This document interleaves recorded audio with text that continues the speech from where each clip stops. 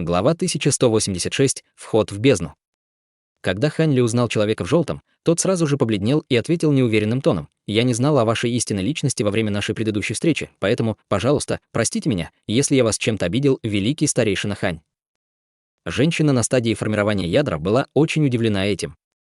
Ее старший боевой брат Куй, как правило, был очень спокойным, так почему же сейчас он был в таком смущении? Кроме того, это звучало так, как будто он был знаком с великим старейшиной давным-давно. Сердце женщины пришло в смятение, но она не смела задавать вопросы. На лице Хань Ли появилась еле заметная улыбка. «Это не твоя вина. Я тогда скрывал свой уровень культивации для своих собственных целей, так что я не собираюсь тебя ни в чем винить. Однако я действительно удивлен, что ты смог перейти на стадию формирования ядра. Как поживают твои другие боевые братья?» Этим культиватором в желтой одежде был никто иной, как Куй Хуан, культиватор секты облака дрейфующих облаков, который много лет назад пригласил Хань Ли охотиться на белоснежную лису. Способность его духовных корней была довольно средней, однако ему удалось продвинуться со стадии уплотнения ци до стадии формирования ядра. Таким образом, Хань Ли, естественно, был очень удивлен видеть это. Хань Ли прекрасно помнил все, что произошло много лет назад. Куй Хуан ответил с кривой улыбкой на лице: «Старшему боевому брату Вану и другим не так повезло, как мне. Он даже не достиг стадии заложения основ и скончался много лет назад». Понятно. Их способности были довольно посредственными, поэтому неудивительно, что они не смогли продвинуться до стадии заложения основ. «Похоже, тебе подвернулись хорошие возможности, боевой племянник Куй», — вздохнул Хань Ли. «Более 100 лет назад я употребил неизвестное духовное растение, и после этого моя культивация стала развиваться феноменальными темпами», — с застенчивой улыбкой на лице объяснил Куй Хуан. «Хе-хе, ты очень везучий человек, боевой племянник Куй. Однако я здесь не для того, чтобы вспомнить о старых временах. У меня есть несколько вопросов, которые можно задать всем вам». Выражение Хань Ли внезапно стало серьезным. «Мы обязательно расскажем вам все, что знаем, великий старейшина Хань», — послушно ответила женщина. Даже если бы Хань Ли не был великим старейшиной секты дрейфующих облаков, он все еще был культиватором номер 1 в небесном южном регионе, поэтому к нему нужно было относиться с величайшим уважением. Я хотел спросить, видел ли кто-нибудь какие-либо отклонения от печати дьявольской бездны на 7 духовных островах? Спросил Хань Ли. Женщина немного замешкалась, но ответила: «Печать? Кажется, все в порядке. Наши патрульные группы с 7 островов охраняют печать посменно, и нам не сообщалось о каких-либо нарушениях. Что вы подразумеваете под этим, военный дядя Хань?» Хань Ли нахмурился, услышав это. «Печать охраняется посменно. Разве это не значит, что вы не узнаете, если что-то не так, когда дежурят патрульные команды с других островов?» С мрачным выражением на лице спросил Хань Ли. Куй Хуан и женщина переглянулись между собой, и первый, набравшись смелости, признался: «Если другие острова не сообщат нам об этом, боюсь, что все так и есть». Однако, к их удивлению, Хань Ли не злился, услышав это. Вместо этого в его глазах мелькнуло легкое сияние, и он внезапно похлопал по сумке для хранения, вызвав набор пластин и разноцветных флагов формации. «Возьми с собой 36 учеников и сразу же отправляйтесь ко входу в бездну, затем установи эту злобную небесную формацию. Я собираюсь отправиться в пропасть. Если что-то попытается выйти, обязательно поймайте его в ловушку этой формацией. Я не ожидаю, что вы убьете его, просто убедитесь, что оно сможет сбежать», — спокойно сказал Хань Ли. Куй Хуан и женщина были очень удивлены этим, но сразу согласились. Нельзя тратить время впустую. Скорее собирайте своих учеников, а затем как можно скорее установите формацию. Я отправляюсь в бездну первым. Надеюсь, это просто ложная тревога. Хань Ли отдал последний набор инструкций, а затем бросил инструменты формации в сторону 2 культиваторов формирования ядра и взлетел в воздух. Прежде чем они успели ответить, на его теле появился лазурный свет, и он метнулся вдаль, направляясь прямо к печати дьявольской бездни. Женщина и Куй Хуан поспешно поклонились в его сторону, а затем вытащили талисманы передачи голоса, инструктируя всех учеников на острове, чтобы они немедленно собрались вместе. Вскоре после этого было отобрано 36 культиваторов, и 2 культиватора формирования ядра отвели их к бездне, неся инструменты формации. Поскольку это было наставление от Хань Ли, они не посмели ни на секунду задержаться. В этот момент Хань Ли уже достиг входа в пропасть. Массивный вихрь с прошлого раза уменьшился до 600 футов в ширину. Кроме того, вокруг вихря было около дюжины массивных каменных столбов. Столбы были построены из неизвестного материала, напоминавший не то дерево, не то металл, и мог плавать в морской воде. Из каменных столбов исходили лучи белого духовного света, создавая белый световой барьер, который полностью закрывал вихрь внутри. Хань Ли парил над световым барьером, осматривая его. За Хань Ли парили 7 или 8 культиваторов. Один из них, культиватор формирования ядра в красной мантии, нерешительно спросил: «Старший Хань, как вы видите, печать абсолютно невредима. Возможно, полученная вами информация ложная. Культиваторы с наших 7 островов постоянно следили за этим местом, и мы никогда не позволяли нашим охранникам относиться безответственно к этому заданию». Оставшиеся культиваторы заложения основ и формирования ядра, стоявшие еще дальше, даже не решались дышать слишком громко. Я знаю, по крайней мере, полдюжины способов проникнуть в эту печать, не повредив ее. Пройти мимо вас, ребята, нетрудная задача, холодно ответил Хань Ли, даже не поворачивая головы. Культиватор в красных одеждах лишь криво улыбнулся в ответ. Ученики из моей секты дрейфующих облаков скоро прибудут, чтобы установить формацию для укрепления входа. Все, что вам нужно сделать, это сотрудничать с ними. Никаких проблем не будет, не так ли? Холодно спросил Хань Ли. Вовсе нет. Старший, вы действительно собираетесь пройти через печать? Нерешительно спросил культиватор в красном.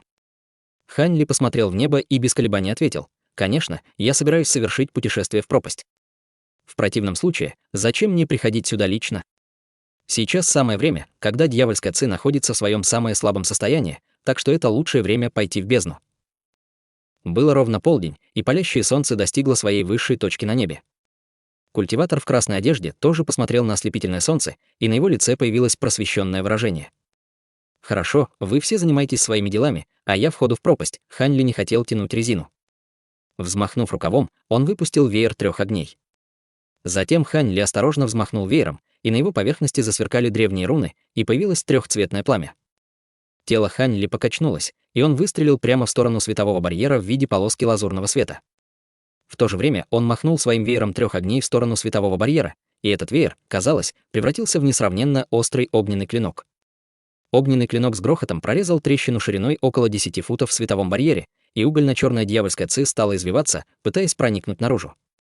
Культиватор в красном изменился в лице, а остальные культиваторы невольно вскрикнули от удивления при виде этого.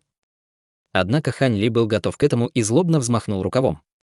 Вспышка лазурного света мгновенно подавила вытекающую дьявольскую ци своим огромным духовным давлением. Сразу после этого вспыхнул лазурный свет, и Хань Ли влетел в пропасть. Белый световой барьер закрылся так быстро, что ни единая щепотка дьявольской ци не смогла сбежать наружу. Культиватор в красном с облегчением вздохнул, и в то же время на его лице появилась самоуничижительная улыбка. Когда присутствовал великий культиватор номер 1 Небесного Южного региона, ему не нужно было так нервничать.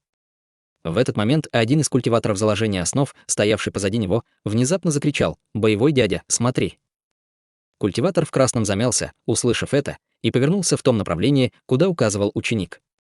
Вдалеке к ним неслось несколько десятков световых полос. Это культиваторы секты дрейфующих облаков. Похоже, старший Хань довольно серьезно относится к этому. Неужели какой-то могущественный дьявол пробрался в пропасть? Пробормотал культиватор в красных одеждах со сложным выражением на лице. Находясь посреди плотной дьявольской ци внутри бездны, Хань Ли уже вызвал свою божественную дьявольскую молнию для своей защиты. В этот момент он продвигался к самой глубокой точке пропасти посреди ряда грохочущих ударов грома. Золотые дуги молнии вокруг его тела непрерывно переплетались с дьявольской ци, и последняя постоянно уничтожалась вслед за продвижением Хань Ли. Хань Ли не обращал на это внимания, повторяя серию ручных печатей снова и снова, используя секретную технику высшей формации зарождающейся души. 10 тысяч футов, 20 тысяч футов, 30 тысяч футов. Хань Ли продолжал безостановочно выполнять секретную технику, но все еще ничего не обнаружил своим духовным чутьем. Погружаясь в пропасть все глубже и глубже, выражение его лица постепенно становилось все более мрачным. Достигнув глубины 70 тысяч футов, даже он начал сомневаться в собственном суждении. Неужели его прогноз был неверным? Неужели его второй зарождающейся души не было здесь, а вместо этого она ушла в совершенно другое место для культивации? Как только эти мысли вспыхнули в голове Хань Ли, он резко изменился в лице и остановил погружение. С серьезным выражением на лице он сделал альтернативную печать заклинания. В то же время он начал что-то петь тихим голосом и смотрел прямо перед собой, не мигая. В это время его глаза светились ярким синим светом. Внезапно на его лице появилось своеобразное выражение, и, казалось, он потерял уверенность в своих действиях. Немного поколебавшись, он снова начал действовать. Однако в этом случае Хань Ли, казалось, очень четко определил, где находилась его цель, и его движения были намного более решительными и целеустремленными. Он спустился еще на 4000 футов и услышал низкое рычание. Он поджал губы и значительно замедлил спуск. В то же время он крепче сжал свой веер трех огней. Синий свет, мерцающий в глазах Ханли, стал еще более ослепительным, и он пристально уставился на дьявольскую ци внизу, не моргая. С нынешним уровнем культивации Ханли, активируя глаза духовного прозрения, он уже мог бы видеть на расстоянии до 1000 футов в дьявольской бездне 1000 глубин. Однако на расстоянии более 500 футов все стало довольно размыто. Около 1000 футов ниже Ханли была высокая и широкая черная фигура, издававшая могущественный рев. Ханли опустил взгляд и уставился прямо в злобные малиновые глаза черной фигуры.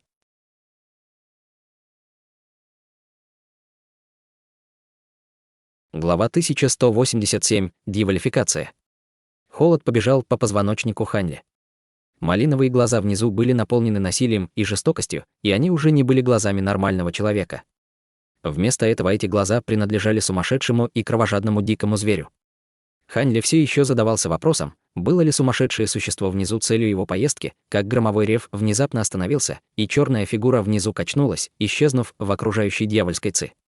Ханли слегка изменился в лице при виде этого, но просто спокойно и неторопливо вытащил серебряный щит. Затем щит превратился в серебряный световой барьер, который окутал собой Ханли. Пока он готовил защитные меры, дьявольская ци позади него внезапно начала вздыматься, и угольно-черная дьявольская рука вырвалась вперед, со скоростью молнии врезавшись прямо в световой барьер. С грохотом дьявольские когти вонзились в серебряный световой барьер на полфута.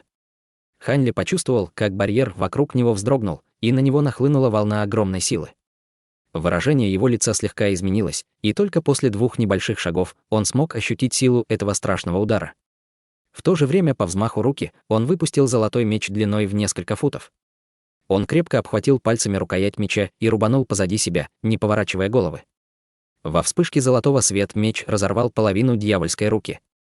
Черная фигура взревела и отступила на несколько шагов, прежде чем смогла прийти в себя. Однако она продолжала смотреть на Ханли с безумной свирепостью в его малиновых глазах. Ханли обернулся и посмотрел черную фигуру, слегка вздохнув. «Значит, это действительно ты. Похоже, ты потерпел неудачу в своей попытке ввести дьявольскую ци в свое тело и потерял рассудок от дьяволификации». Черная фигура находилась всего в 100 футах от него, поэтому он, естественно, смог ее увидеть. Дьявольское существо очень напоминало высший дьявольский труп, но большая часть его черной одежды была оторвана, раскрывая длинный черный мех на руках. Можно было также разглядеть угольно-черные чешуйки размером с кулак, которые росли над некоторыми из его жизненно важных областей, и эти чешуйки мерцали зловещим светом в темноте. Черепоподобное лицо высшего дьявольского трупа было окутано тонким слоем черной ци, так что сложно было различить его искаженные черты под завесой дьявольской ци. Ни одна капля крови не капала из отрубленной руки дьявольского трупа, и казалось, что в его теле вообще не было крови. Он издавал низкий рык и пристально смотрел на золотой меч в руке Ханли, но не смел больше атаковать его. Мощный удар меча Ханли посеял семя осторожности в его сердце. Следовательно, несмотря на то, что он хотел только одно — разорвать Ханли в клочья голыми руками, его инстинкты самосохранения не позволяли ему атаковать. У него на поясе висела сумка для хранения, но, похоже, демон полностью потерял разум из-за дьяволификации, поскольку у него даже не хватало умственных способностей для вызова оружия и использования в бою.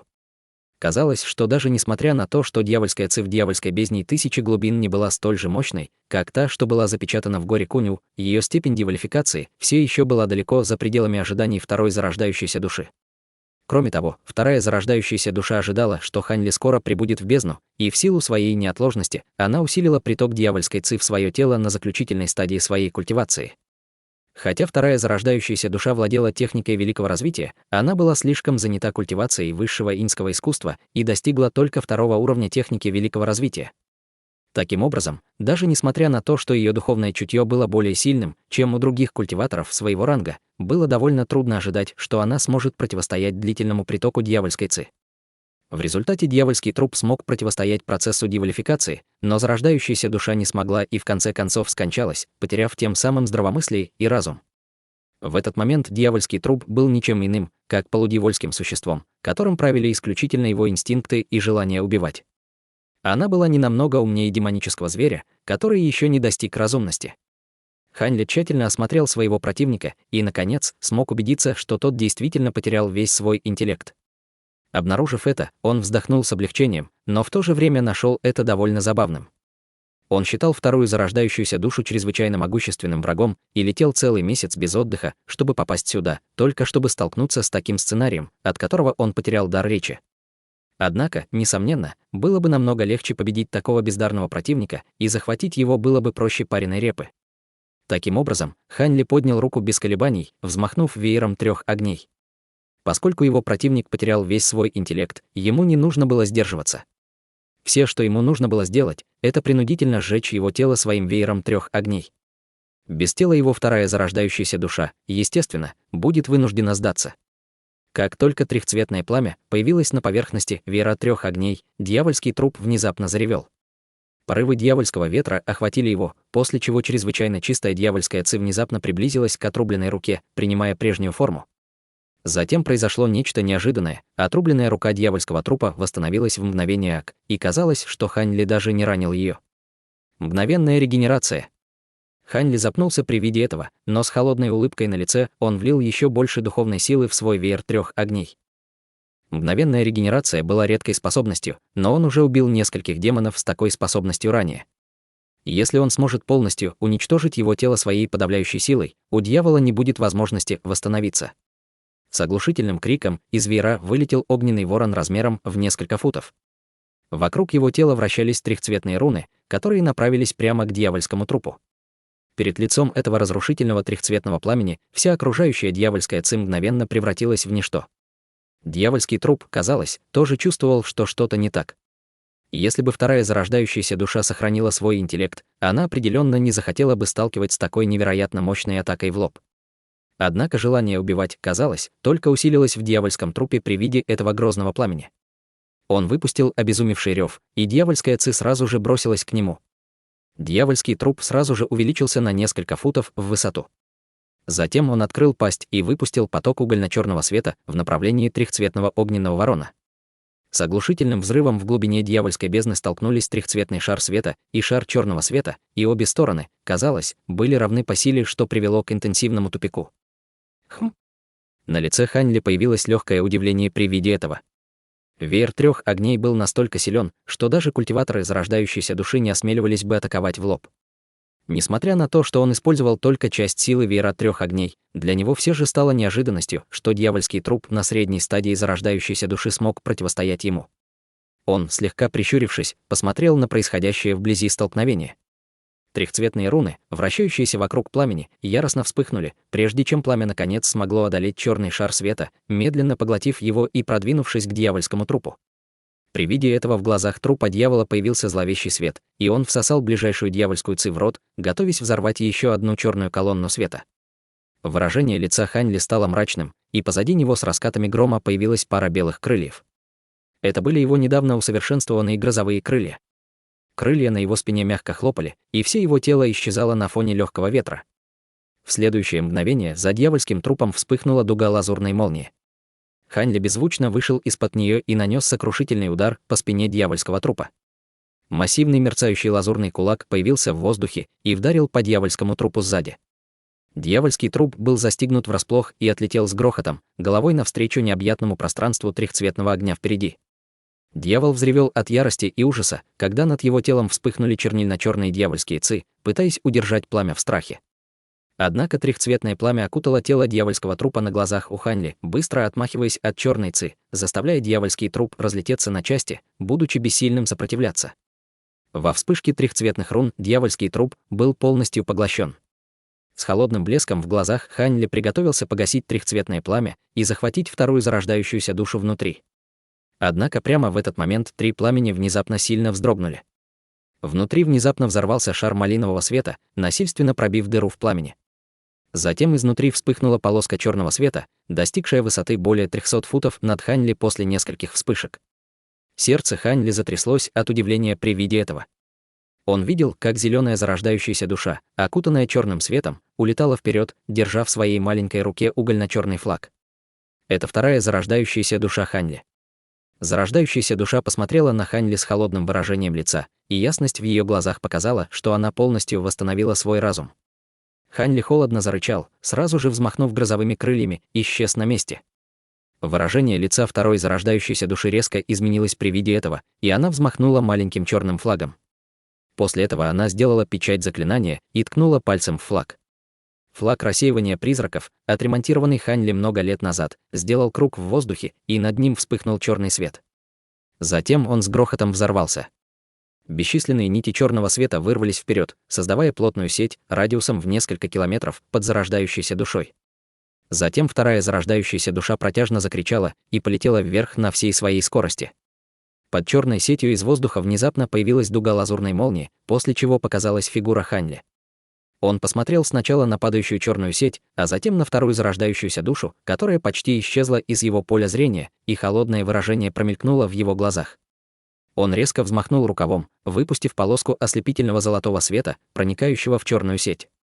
Однако черная сеть лишь слегка качнулась, совершенно не собираясь распадаться. Хань Ли нахмурился при виде этого и указал пальцем на золотой свет. Золотой свет качнулся, и слой золотых дуг молний снова скользнул к черной сети. С раскатом грома в черной сети наконец-то ворвалось большое отверстие. Хань Ли сразу же метнулся в отверстие в виде полоски лазурного света и бросился прямо ко второй зарождающейся душе. Между тем, у входа в дьявольскую бездну тысячи глубин было несколько десятков культиваторов, стоящих вокруг печати с флагами и пластинами формации в руках. У всех на лицах были сосредоточенные выражения, поскольку духовный свет разных цветов мерцал от их соответствующих инструментов формации, указывая на то, что формация уже была активирована. Внезапно изнутри белой печати послышался грохот, сопровождаемый сильным дрожанием печати. Массивный угольно-черный меч, длиной в несколько десятков футов, пробился сквозь печать, оставив прореху длиной более 100 футов. Затем изнутри вылетел шар черного света.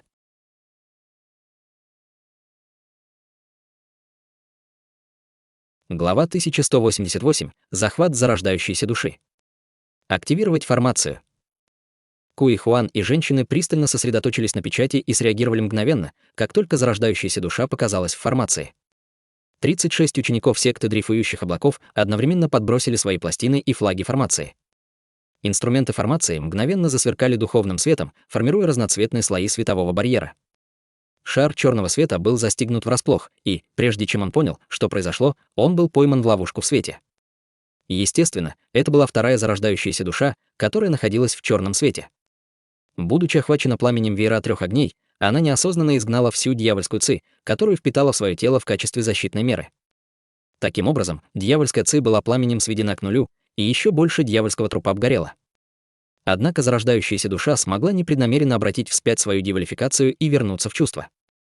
Воспользовавшись воспоминаниями Хань Ли, он сразу же взорвал дьявольский инструмент алый кровавый меч, чтобы пробиться сквозь трехцветное пламя. Когда Хань Ли использовал свои грозовые крылья, второй зарождающейся душе оставалось только взорвать флаг рассеивания призраков, стиснув зубы. Как и ожидалось, детонация этих двух сокровищ сработала очень хорошо. Из-за того, что Хань Ли был застигнут врасплох, вторая зарождающаяся душа действительно смогла ускользнуть. Однако она знала, что эта тактика не сможет задержать Хань Ли надолго, поэтому она уже решила, как только она сбежит из дьявольской бездны, она собиралась использовать свою технику телепортации зарождающейся души и сбежать на один из 7 духовных островов. Готовясь к этой ситуации, она заранее подготовила скрытое место на этом острове. Она даже использовала несколько специальных сокровищ, чтобы создать чрезвычайно продвинутую формацию, которая бы скрывала ее ауру, и была уверена, что эту формацию не сможет обнаружить даже Хань Ли с его мощным духовным чутьем. Однако, вторая зарождающаяся душа никогда бы не подумала, что такой одинокий волк, как Хань Ли, в этом случае заручится поддержкой других. Хотя формация снаружи была создана только низкоранговыми культиваторами, сама формация была чрезвычайно мощной, зарождающаяся душа угодила прямо в ловушку, вторая зарождающаяся душа была поймана в ловушку света и, естественно, была чрезвычайно потрясена и взбешена.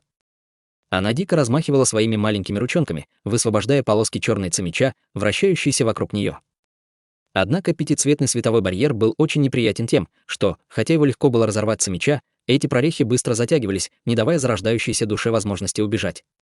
При виде этого она изменилась в лице, потерла руки друг об друга и резко вытянула их вперед.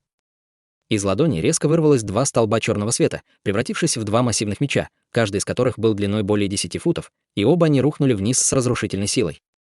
Культиваторы, отчаянно удерживающие формацию, больше могли противостоять атакам зарождающейся души. С грохотом в пятицветном световом барьере взорвалось отверстие диаметром несколько футов. Духовный свет вспыхнул вокруг дыры, пытаясь восстановить себя, но дыра была слишком велика, а магической силы от культиваторов было недостаточно, поэтому она не смогла немедленно закрыться. Вторая зарождающаяся душа при виде этого пришла в восторг. Ее тело качнулось и сразу же исчезло после использования техники телепортации. В следующее мгновение вспыхнул черный свет, и зеленая зарождающаяся душа появилась за пределами пятицветного светового барьера. Она злобно взглянула на культиваторов и сделала печать заклинания, мгновенно телепортировавшись с этого места. Однако в этот момент мимо нее внезапно подул легкий ветерок, после чего появилась человекоподобная фигура. Дерьмо. Вторая зарождающаяся душа мгновенно телепортировалась прочь без каких-либо колебаний. Появившаяся человекоподобная фигура принадлежала Ханли, который только что появился из дьявольской бездны с широко распахнутыми грозовыми крыльями. Видя, что зарождающаяся душа пытается сбежать, он изменился в лицо и холодно хмыкнул. На его глобелле внезапно появилась тонкая рана, после чего изнутри быстро вырвалось облако черной ци. Черная ци материализовалась в угольно-черное глазное яблоко, которое уставилось вдаль. Полоска черного света мгновенно ударила в определенное место в воздухе на расстоянии более 200 футов. Затем черный свет взорвался, и в воздухе появилась споткнувшаяся фигура второй зарождающейся души. Она подняла голову и взглянула на Ханли с неверием и ужасом на лице. Ханли холодно усмехнулся, открыл рот и выплюнул маленький лазурный котел. Схватив котел, Ханли взмахнул крыльями, и все его тело исчезло в порыве легкого ветра. При виде этого вторая зарождающаяся душа знала, что ее ждут большие неприятности, и сразу же попыталась скрыться в виде полоски черного света. Однако прямо в этот момент из воздуха вырвался комок лазурных нитей, словно они все это время ждали вторую зарождающуюся душу и сразу же окутали ее плотным лазурным коконом. Вторая зарождающаяся душа была сильно поражена этим развитием событий, и она выпустила бесчисленное количество полос черной ци меча по всему телу, пытаясь вырваться из кокона. Однако после череды взрывов и вспыхивающего черного света эти лазурные нити остались совершенно невредимыми. Вторая зарождающаяся душа пришла в ужас. В тот момент, когда она собиралась применить еще одну секретную технику для побега, вспыхнула лазурная дуга молнии, и Ханли появился из воздуха с небольшим котлом, нависшим над его ладонью. При виде отчаянных попыток второй зарождающейся души сбежать, на лице Ханли появилось холодное выражение, и он мягко щелкнул пальцем в сторону маленького котла. С легким щелчком крышка котла взорвалась сама по себе, и в небо врывался взрыв лазурного света. Лазурный свет резонировал с лазурными нитями, связывавшими вторую зарождающуюся душу, и эти нити также начали излучать интенсивный свет. Когда они это сделали, вторая зарождающаяся душа почувствовала, что кокон напрягся вокруг ее тела, после чего она оказалась совершенно неспособной использовать свою духовную силу. Лазурный кокон снова вспыхнул лазурным светом и, вырвавшись вперед, притянул бессильную зарождающуюся душу к маленькому котлу. Затем Ханли указал на котел, и крышка слетела вниз в виде полоски лазурного света, снова закрыв отверстие котла. При виде этого Ханли вздохнул с облегчением, и на его лице наконец появилась улыбка. Даже великий культиватор на поздней стадии зарождающейся души не смог бы сбежать из небесного котла. Поздравляю с выполнением поставленной задачи, боевой дядя Хань. Куй Хуан и женщина сразу же подлетели к Ханли, поздравляя его с выражением почтения на лице. Ханли улыбнулся и похлопал по сумке для хранения, достав 2 белых нефритовых флакона.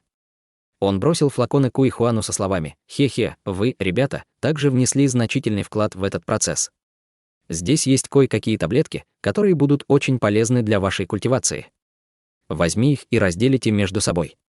Кроме того, безопасность у входа в эту дьявольскую бездну должна быть усилена. В противном случае другие дьяволы также могут проникнуть в нее в будущем». Куй Хуан с восторженным выражением на лице поймал нефритовые флаконы и сказал: «Да, я обязательно обсужу этот вопрос с другими сектами и приложу больше усилий охране этого места. Боевой дядя Хань, не хотите ли вы отдохнуть на острове Духовной Черепахи в течение нескольких дней, прежде чем вернуться в секту? В этом нет необходимости. Это место не очень далеко от секты, и мне нужно заняться другими делами, поэтому я больше не могу здесь оставаться». Ханли покачал головой, убрал свой маленький котел и метнулся вдаль в виде полоски лазурного света. Куй Хуан и женщина поклонились в направлении, куда улетел Ханли, и только спустя долгое время они снова встали прямо. «Какие таблетки старейшина Хань оставил вам?» «Любые таблетки, оставленные старшиной Ханем, должны быть сильными», верно. Культиватор в красных одеждах подошел к ним в сопровождении своих учеников и с завистливым взглядом посмотрел на нефритовые флаконы в руках Куй Хуана.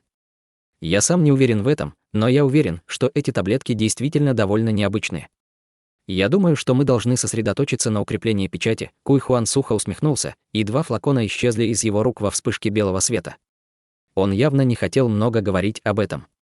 Несмотря на то, что огромная прореха, нанесенная печати, была восстановлена, духовный свет, мерцающий на ее поверхности, явно потускнел. Таким образом, культиваторы секты дрейфующих облаков немедленно полетели к ближайшим каменным столбам, чтобы снова укрепить печать. Культиватор в красных одеждах действительно хотел знать, какие таблетки были в этих флаконах, но он знал, что не стоит расспрашивать об этом. Он просто усмехнулся и отдал приказ своим ученикам помочь укрепить печать. Дюжины столбов одновременно зазвенели, и слой белого духовного света появился на поверхности печати, пока культиваторы ее укрепляли. Примерно через полмесяца Хань Ли вернулся в горы мечтательных облаков.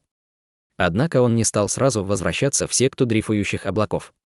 Вместо этого он полетел сразу же к объединенным вершинам. Однако, когда он открыл ограничение и приземлился перед пещерой на главной вершине, там его уже ждала женщина. Хань Ли слегка запнулся, увидев эту женщину в белом халате. Лю Юй выражает свое почтение мастеру. Красивая женщина уважительно поклонилась ему с серьезным выражением лица. Эта женщина была его ученицей по имени Лю Юй. Хань Ли слегка нахмурился и спросил: «Ты была здесь все это время?» Лю Юй тайно взглянула на Хань Ли и ответила: «Я здесь не одна. Старшая боевая сестра Сун и старшая боевая сестра Му тоже здесь. Мы были немного обеспокоены, поэтому мы решили посменно ждать вас здесь до вашего возвращения.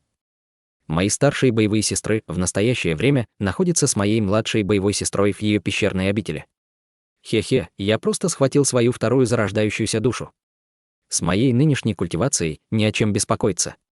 «Значит ли это, что вы все уже виделись с Циньер?» — непринужденно спросил Хань Ли. «Да, мы все виделись с младшей боевой сестрой Тянь. Она очень умная девушка, неудивительно, что вы решили взять ее под свое крыло, мастер», — ответила Лю Юй с изящной улыбкой. Хань Ли приподнял бровь и небрежно сказал: «Циньер не такая, как вы. У нее телосложение плачущего дракона, поэтому у нее не такое великое будущее в культивации. Я сделал ее своей ученик по другой причине, и вам нет нужды пытаться найти у меня ответы. Я бы не посмела сделать это, мастер».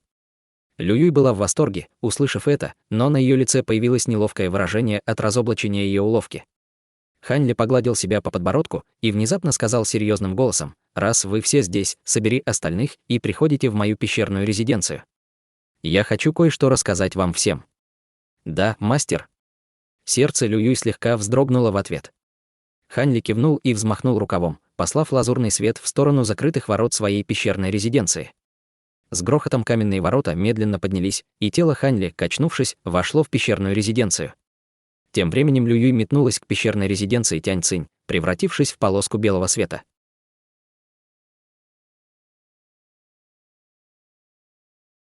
Глава 1189. В пещерной резиденции.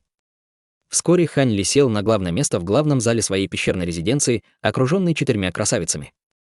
Все они с почтением смотрели на него, не осмеливаясь издать ни единого звука. Только после того, как трио Мупейлин вернулась в пещеру, они узнали, что Хань Ли не только достиг поздней стадии зарождающейся души, но и стал бесспорным культиватором номер 1 в небесном южном регионе. 3 женщины были потрясены этим новостями, в результате чего их степень уважения к Хань Ли возросла еще больше.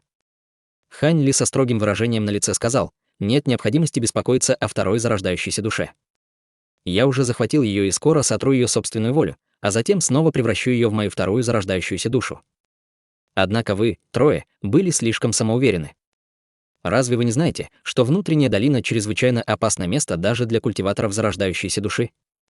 Боевой дядя Хань, мы рискнули войти во внутреннюю долину, потому что иллюзорная духовная трава имела для нас первостепенное значение.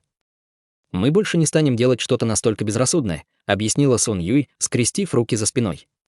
Хань Ли был знаком с Сун Юй еще до того, как достиг стадии зарождающейся души, поэтому он не мог заставить себя ругать ее дальше. Вместо этого он нахмурился и спросил: «Иллюзорная духовная таблетка? Вы хотели изготовить таблетку иллюзорного разрешения для прорыва в культивации?» «Да, мастер. Это было нашей целью», — честно ответил Лю Юй. «Раз так, то вам больше не нужно искать иллюзорную духовную траву. У меня просто есть флакон с таблетками иллюзорного разрушения. Я не рекомендую вам злоупотреблять таблетками для прорыва в культивации, так что по 2 таблетки на каждую будет достаточно». Хань Ли похлопал по сумке для хранения, и в его руке появился маленький зеленый флакон, который он небрежно бросил в сторону Лю Юй. Этот флакон с таблетками он давным-давно, в прошлом, получил от некоего культиватора зарождающейся души. Они были бесполезны для него, поэтому он решил отдать их своим ученицам. Только после того, как Лю Юй рефлексивно поймала флакон, слова Хань Ли запечатлелись в ее голове, и она, будучи еще в шоке, отблагодарила Хань Ли за такую щедрость. Сун Юй и Му Пэйлин были также в восторге и торжественно поклонились ему. Нет необходимости в формальностях, это всего лишь флакон с таблетками. «Я позвал вас всех, чтобы кое-что рассказать вам всем», сказал Хань Ли, пренебрежительно взмахнув рукой. «Мы вас внимательно слушаем, боевой дядя Хань», уважительно ответила Сун Юй. На лицах других женщин также появилось серьезное выражение, готовясь выслушать Хань Ли. «Вы трое прекрасно знаете, что я никогда не любил вмешиваться в дела секты. Однако, став великим старейшиной секты, мне было бы неуместно продолжать в том же духе. Я оставил все проблематичные дела на вашего боевого дядю Лю, но мне нужна ученица для связи с ним и помощи в период моего уединения. Лю Юй, ты позаботишься о кое-каких вопросах, пока я буду в уединении. Конечно, я не буду просить тебя сделать это бесплатно. Я научу тебя некоторым секретным техникам, а также дам в качестве награды сокровища, которые сделают тебя одной из самых могущественных культиваторов своего ранга. Хе-хе, даже если вначале ты была вынуждена стать моей названной ученицей, если ты согласишься выполнить этот долг, я официально сделаю тебя своей ученицей», предложил Хань Ли с серьезным выражением на лице. «Это правда, мастер», выпалила Лю Юй с горящими глазами. Хань Ли улыбнулся и ответил вопросом на вопрос: «Стал бы я тебе лгать в своем нынешнем положении? Раз так, для меня будет честью принять это задание». Без колебаний ответила Лю Юй. Возможно, ее привлекала перспектива обретения большей власти и влияния в секте дрейфующих облаков или идея официального становления ученицы Хань Ли. Возможно, и то, и другое, поэтому она с готовностью согласилась на эту договоренность. В любом случае Хань Ли достиг своей первой цели и кивнул с довольным выражением. Он взмахнул рукавом в воздухе, и у него в руке появилась белая нефритовая пластинка. Затем он вытащил из своей сумки пару зеленых браслетов, огненный кипригель и блестящий золотой летающий меч и подарил ей все эти предметы.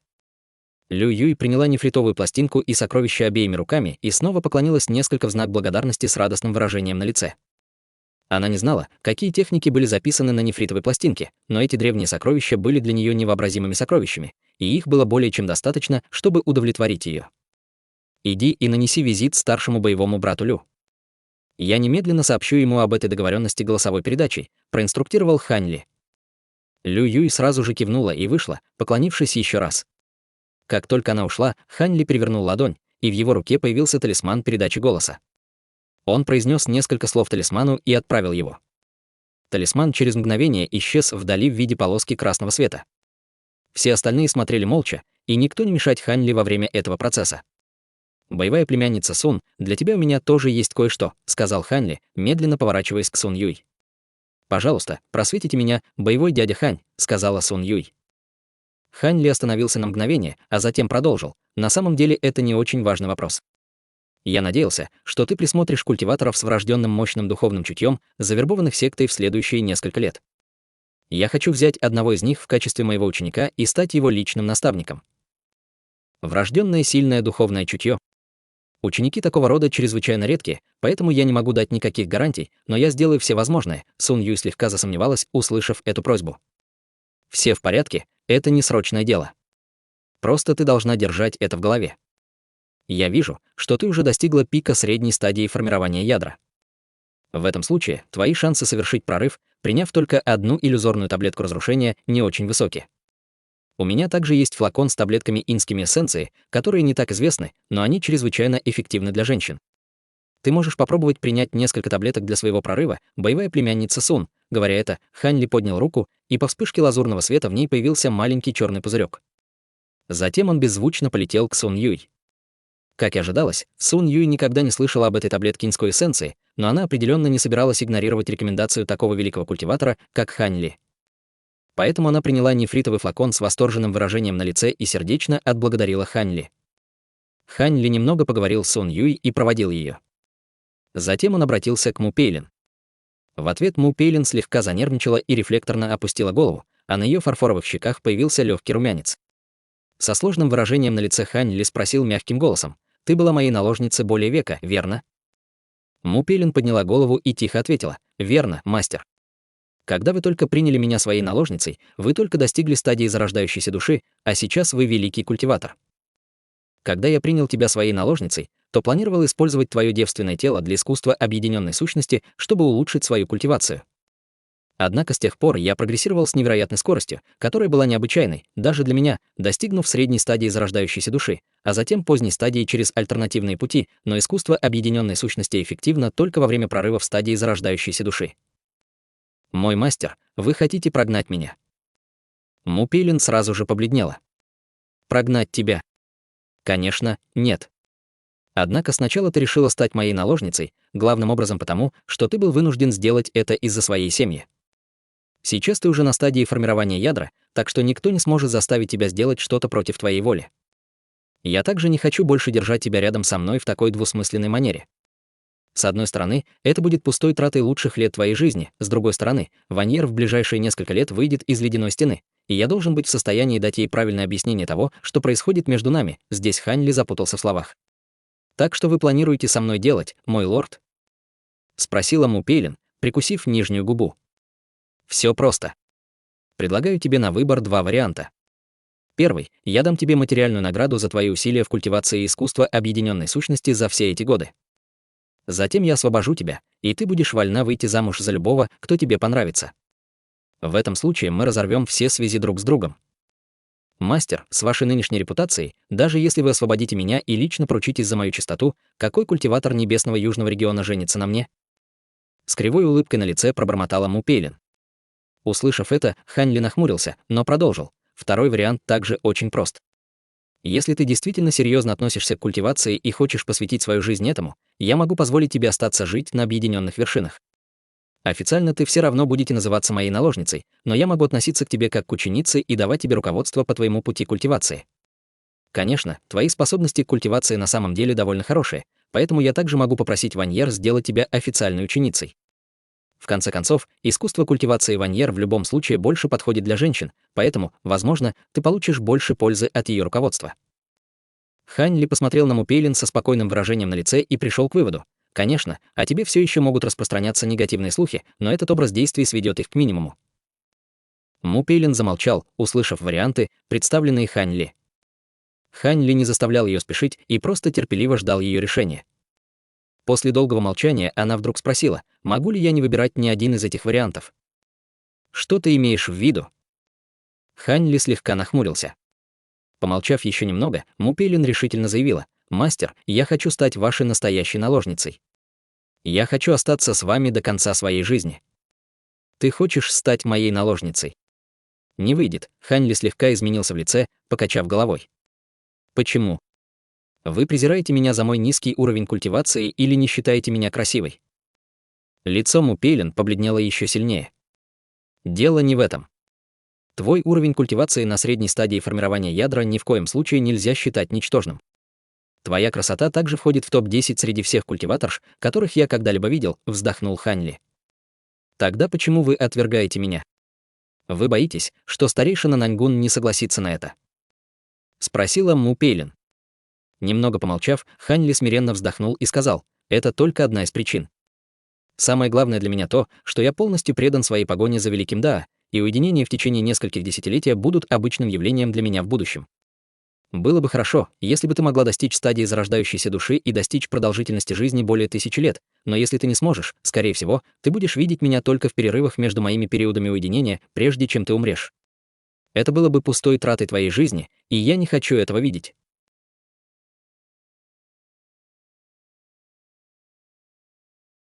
Глава 1190. Ассимиляция.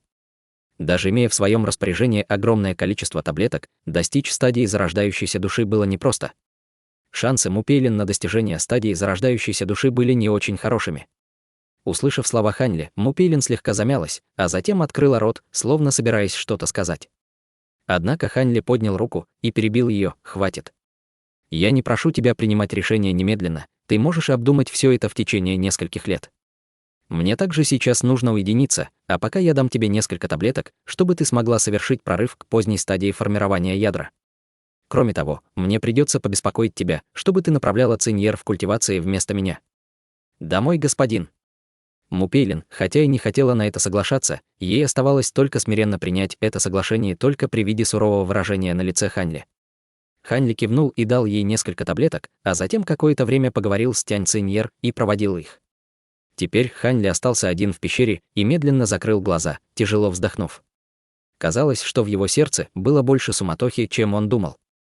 Через 15 минут тишины он снова открыл глаза, на его лице вновь появилось выражение спокойствия. Казалось, что он смог уладить свой внутренний конфликт. Внезапно он похлопал по сумке для хранения, и оттуда сразу же вылетела вспышки серебряного света. Перед ним появилась его человекоподобная марионетка. Хань Ли какое-то время осматривал человекоподобную марионетку, и на ее лице неожиданно вспыхнул слой серебряного света. Черты лица марионетки внезапно размылись, а когда они снова обрели ясность, эти черты лица стали полностью идентичными чертам Хань Ли, создавая впечатление, будто марионетка — никто иной, как сам Хань Ли. Почти в тот же момент тело марионетки вздрогнуло и увеличилось на несколько дюймов, что сделало его идентичным Хань Ли по росту. Хань Ли снова осмотрел куклу и, кивнув с довольным выражением на лице, махнул рукой на ней. Бесчувственная марионетка качнулась и тут же исчезла во вспышке серебряного света. Хань Ли задумчиво опустил голову, а затем покинул пещерную резиденцию, направляясь прямо к секретной камере. Попутно он вдруг заговорил: «Моя вторая зарождающаяся душа не доставляла тебе никаких проблем в котле, верно, господин даосист?» Из небесного котла в рукаве Хань Ли раздался голос маленького ребенка: «Хе-хе, это просто зарождающаяся душа без тела, как она может доставить мне неприятности? Хотя теперь здесь стало немного тесновато. Пожалуйста, потерпи какое-то время, господин даосист бесконечного неба. Я сразу же ассимилирую эту вторую зарождающуюся душу, а затем заберу ее из котла, чтобы тебя больше не беспокоило ее присутствие. После этого я помогу тебе во время твоей молниеносной скорби, стадии метаморфозы, чтобы ты мог принимать человеческую форму. У тебя есть возражения, господин даосист бесконечного неба?» «Конечно, нет. Я рад, что ты все еще помнишь об этом, господин даосист Хань». Бесконечный небесный зверь был взволнован словами Хань Ли. Хань Ли улыбнулся и больше не разговаривал со зверем, мгновенно добравшись до секретной комнаты. Каменная дверь за ним беззвучно закрылась. Хань Ли медленно подошел к центру секретной комнаты и взмахнул рукавом в воздухе. Из рукава вспыхнула вспышка лазурного света, вслед за которой появился маленький лазурный котел, который завис в воздухе, сделав круг над Хань Ли. На поверхности котла вспыхнул лазурный свет, и оттуда появилась нечеткая фигура маленького ребенка. Ребенок сел на крышку котла, скрестив ноги, с выжидательной улыбкой на лице, словно собирался смотреть захватывающее шоу. Хань Ли, полностью игнорируя ребенка, с равнодушным выражением на лице вызвал пачку флагов формации. По взмаху его руки во все стороны секретной комнаты разлетелись флаги формации, создавая бледно-желтый световой барьер. Барьер окутал собой всю секретную комнату по вспышке света. Хань Ли сделал печать заклинания руками и указал на небесный котел. Крышка котла тут же взлетела в воздух по его приказу. Однако ребенок среагировал заранее, улетев в сторону, продолжая оценивать маленький котел с улыбкой на лице. Из котла послышался грохот, но кроме этого больше ничего не произошло. Лицо Хань Ли стало мрачным, и он начал песнопение, накладывая заклинание на котел.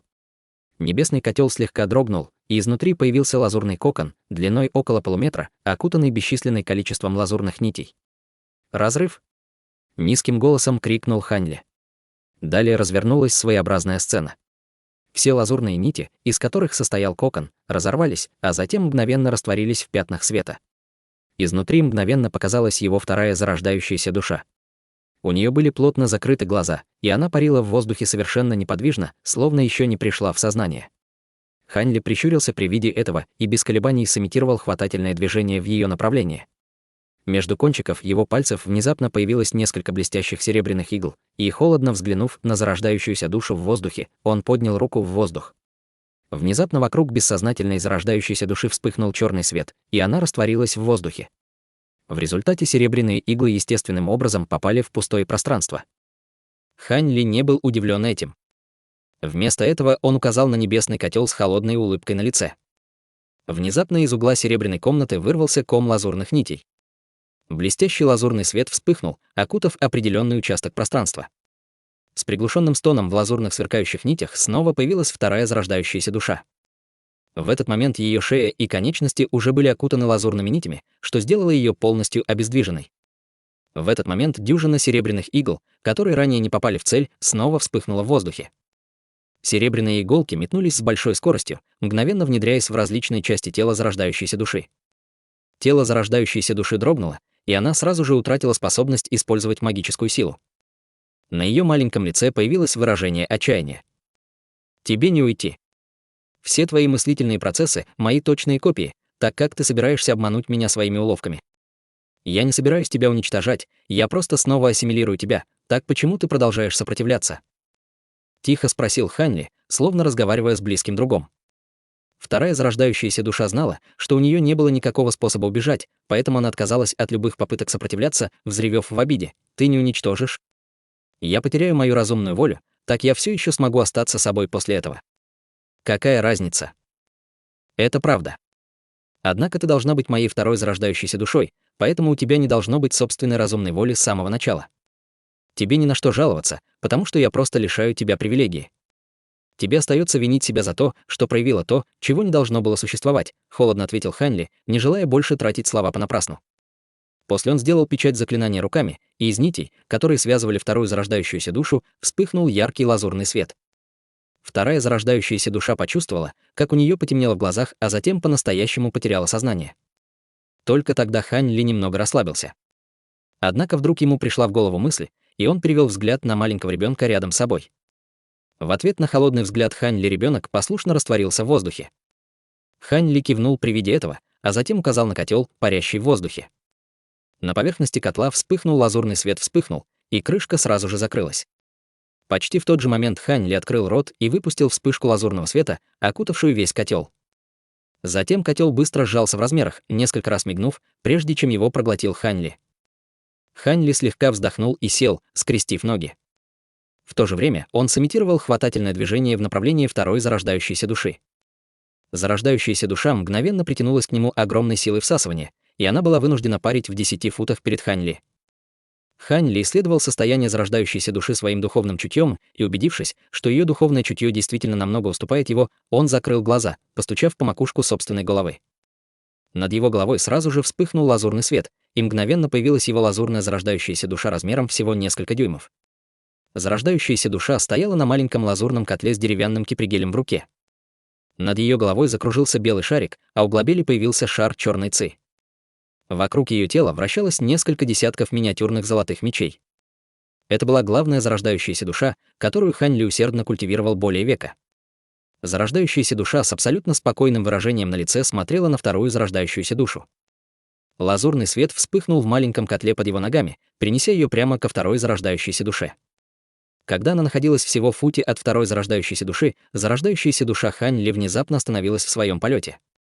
Она взглянула на лазурные нити вокруг тела своей коллеги и внезапно осторожно ткнула маленькой ножкой в маленький котел. Маленький котел зазвенел, и лазурные нити вокруг тела второй зарождающейся души мгновенно исчезли, оставив в воздухе только саму зарождающуюся душу. Небесный котел под зарождающейся душой Хань Ли внезапно начал медленно расширяться. Зарождающаяся душа сидела на вершине котла, скрестив ноги, со сосредоточенным выражением на лице. Затем она подбросила свой зеленый кипригель в воздух и сделал печать заклинания, начав что-то бормотать тихим голосом. Из тела зарождающейся души Хань Ли вырвался сверкающий лазурный свет, и он медленно закрыл глаза. Однако на его глобеле внезапно материализовался шар черной ци, формируя третий глаз угольно-черного цвета. Глаз замерцал тревожным светом, пристально сосредоточившись на второй зарождающейся душе. В этот момент зарождающаяся душа Хань Ли внезапно прекратила свое пение, и из третьего глаза вспыхнула вспышка черного света, ударив прямо в тело второй зарождающейся души. Вторая зарождающаяся душа вздрогнула и открыла глаза, но зрачки ее были совершенно пустыми, словно она была в бреду. В этот момент зарождающаяся душа Хань Ли тоже открыла глаза. Из ее зрачков вырвалось 2 колонны лазурного света, выстрелив прямо в глаза второй зарождающейся души, словно она что-то насильно вводила в ее тело. Конечности второй зарождающейся души повисли вдоль тела, в то же время на ее пустом лице внезапно появилось выражение мучительной боли, словно она хотела закричать, но не могла сделать этого. Зарождающаяся душа Хань Ли оставалась совершенно бесстрастной на протяжении всего этого процесса. Она просто продолжала выплескивать лазурные столбы света из своих глаз, полностью игнорируя страдания второй зарождающейся души.